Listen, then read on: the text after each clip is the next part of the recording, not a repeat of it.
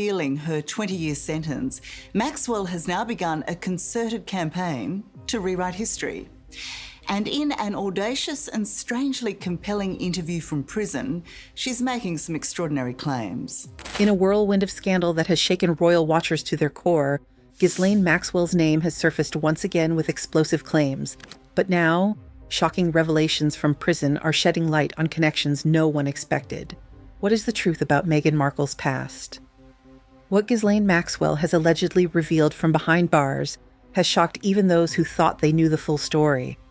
Claims have emerged, exposing details of connections marked by elite circles, hidden testimonies, and secrets that have been carefully guarded for years.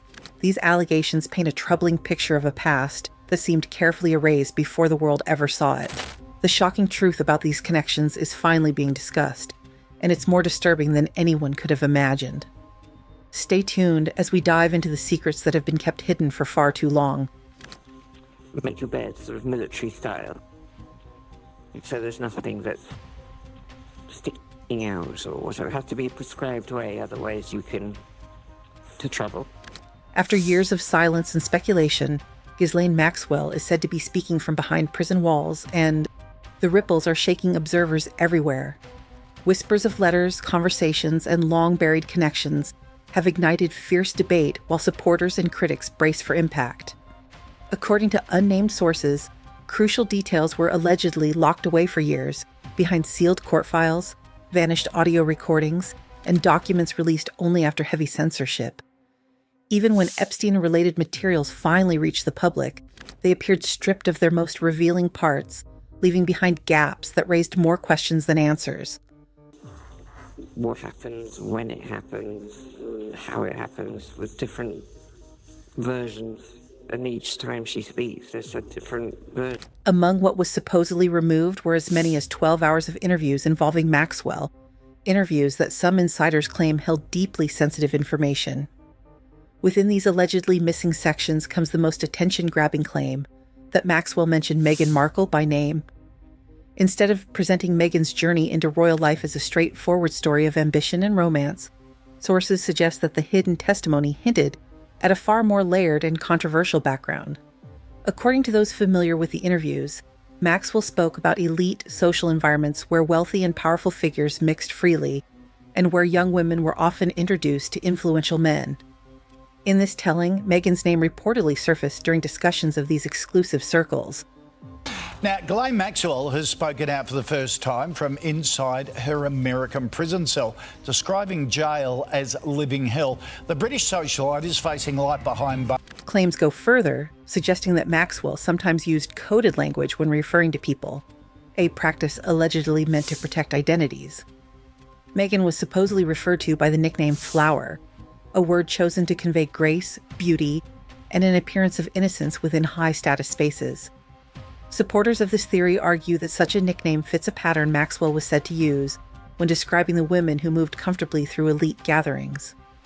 Virginia Giuffre, one of the most well-known survivors connected to the Epstein case, at one point viewed Meghan as a possible witness in her legal action against Prince Andrew. The suggestion is that Meghan may have had knowledge of events or individuals linked to Epstein and Maxwell, though this remains Giuffre's impression rather than established fact. And shameful. I feel like, it was a big game for him, and we were the pieces of his game. And you're like, I'm just not going to say anything because that's what he told me. If you're finding these revelations as shocking as they appear to be, make sure you subscribe to this channel. We're exposing connections and stories that have been buried for far too long. Hit that subscribe button now. Let's roll the tape backward and slowly peel away the layers of a story that allegedly began long before tiaras, palace balconies, and royal wedding bells. Picture the year 2000. Jeffrey Epstein was not yet the name that sent chills down spines. Back then, he was seen as polished, well-connected, and quietly powerful, a man who moved easily through rooms reserved for society's most protected circles. We know Prince Andrew got to know Jeffrey Epstein in 1999. We know that he saw him fairly regularly for some period of... According to insiders, Prince Andrew himself opened those doors. Epstein was reportedly invited into the royal box at Ascot, one of the most elite spaces in British high society. This egg was not just a seat with a good view. It was a symbol of trust and approval, a place where only the chosen were allowed. Around him, the familiar faces gathered. Ghislaine Maxwell worked the crowd with ease. Sarah Fergie Ferguson lingered nearby, still influential despite her divorce from Andrew. Epstein, far from standing out, appeared to belong. He wasn't treated like a guest passing through, but like someone who had already been accepted. Fergie, though no longer Andrew's wife, allegedly remained a central figure in this world. Insiders describe her as a master networker, someone who understood exactly who should meet whom and who should never cross paths at all. Invitations, introductions, and exclusions were said to pass through her quiet influence. British tabloids have published emails sent by the Duchess of York, Sarah Ferguson, the former wife of Prince Andrew, that appear to show Sarah Ferguson thanking pedophile disgraced financier Jeffrey Epstein for their, quote, supreme friendship. That is why eyebrows were raised years later when Fergie publicly claimed she had never met Meghan until after Meghan began dating Prince Harry. Among those familiar with the old social circuit, the reaction was disbelief. They argued that if Meghan had ever come close to the orbit of Epstein, Maxwell, or Andrew in those earlier years, Fergie would have noticed immediately. Nothing, they say, slipped past her watchful eye. Some even suggest Fergie recognized her from much earlier encounters, not vaguely, but with real familiarity. Her background, her social circles, and the risks she represented. One source put it bluntly. Fergie allegedly acted as a shield, not openly, not rudely, but through subtle social tactics. She redirected conversations, controlled introductions, and quietly ensured that no meaningful connection formed between Meghan and Prince Andrew. We know that Prince Andrew saw Jeffrey Epstein 2 years after he was convicted by a Florida court for child sex offences. And we know that Prince Andrew stayed in or visited Jeffrey Epstein's mansion in Manhattan in New York around the same time in 20... Still, Meghan was not shut out completely. She continued to move through London's elite spaces, private members' clubs, exclusive parties, and high-profile charity events where wealth, influence, and ambition mixed freely. She remained close enough to power to feel its pull, yet just far enough to avoid full scrutiny. In April 2015, Prince Harry attended the grand opening of a Soho house in Istanbul, an exclusive event blending wealth, influence, and royalty. Among the carefully selected guests was Meghan, whose presence insiders now view as pivotal to her rise. Unlike ordinary parties, Soho House gatherings were meticulously curated. Guest lists, seating, timing, and introductions were all planned to maximize connections and opportunities. Observers suggest Meghan's meeting with Harry was less chance encounter and more orchestrated moment, marking the true launch of her journey into global prominence. Meghan, by that point, was no stranger to the Soho ecosystem. Her connections ran deep.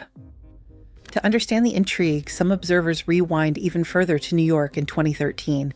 According to multiple accounts, Meghan was already present in elite private gatherings there. These were not acting auditions or casual networking events.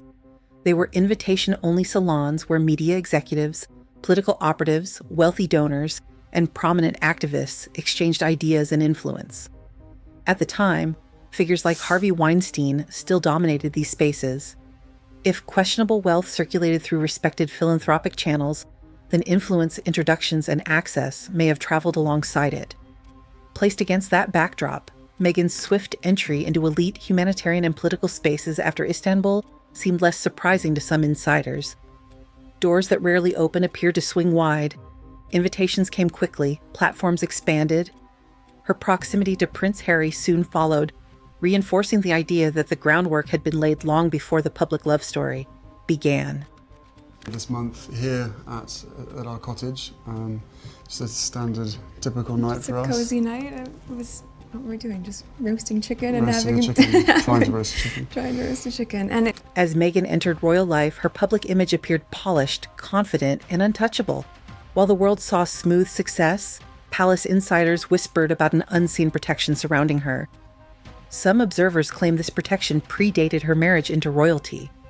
Rumors within elite and legal circles point to unresolved questions linked to the Maxwell case, especially sealed and redacted details. This unease allegedly ran deepest with Prince William. Known as a guardian of the monarchy's future, he is described by sources as deeply cautious about anything that could reopen old wounds or spark fresh scandals. Long before family disagreements spilled into public view, rumors suggest he firmly opposed any return of Harry and Meghan to the royal fold. To him, it was not about personal dislike, but about risk. Allowing them back, he allegedly feared, could invite questions better left unanswered. One story, often repeated, involves a tense moment at Balmoral when Prince Andrew reportedly sought a visible role at a church event. William is said to have drawn a hard line, offering a blunt choice, Andrew's presence or his own. Andrew withdrew. See between Maxwell and Epstein. The pair had a relationship in the 1990s and remained close afterward, with some describing her as Epstein's At the center of all this speculation sit the mysterious 12 hours linked to Maxwell, hours said to contain names, dates, and connections that could map Meghan's rise from anonymity to influence. These secrets, if they exist, are not described as evidence of a mistake, but of a system designed to lift and protect its own. Years before Jeffrey Epstein became a global scandal, a quieter investigation was already taking shape in Palm Beach. In 2001, local police began examining disturbing reports connected not directly to Epstein, but to his close associate, Ghislaine Maxwell.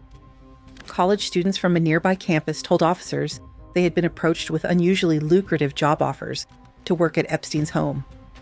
According to a later released U.S. Department of Justice report, Maxwell allegedly recruited young women for what were described as simple office duties, such as answering phones and handling paperwork.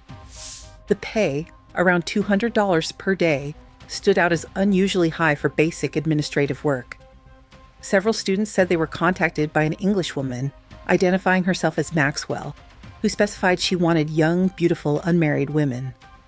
One student recalled phone calls that felt abnormal, involving men coordinating the arrival of specific girls, suggesting arrangements that sounded less like employment scheduling and more like appointments. Just for the record, you've been on his private plane? Yes. You've been to stay on his private island? Yes. You've stayed at his home in Palm Beach? In April 2002, after months of inquiry, Palm Beach police closed the case.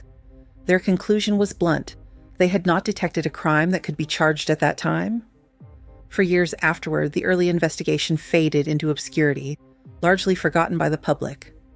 That silence ended in 2005 when a new and far more serious report surfaced. This time, the allegation involved a 14-year-old girl.